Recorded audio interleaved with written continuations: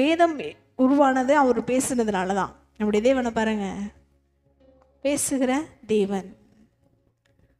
அப்போ இந்த வேதம் அவராலே உண்டாக்கப்பட்டிருக்கிறது. அதனால் இந்த வேதத்தை படியுங்கள்.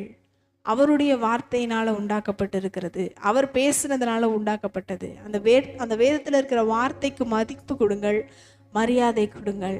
வேதாகமம் சொல்லுகிறது, அநேகம் சொல்கிறது எல்லாற்றையும் கேளுங்க, ஆனால் கொடுக்கறத பற்றியும் கேளுங்க.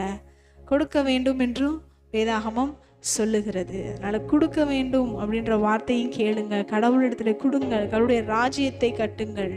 பின்பு இவைகள் எல்லாம் உங்களுக்கு கூட கொடுக்கப்படும்.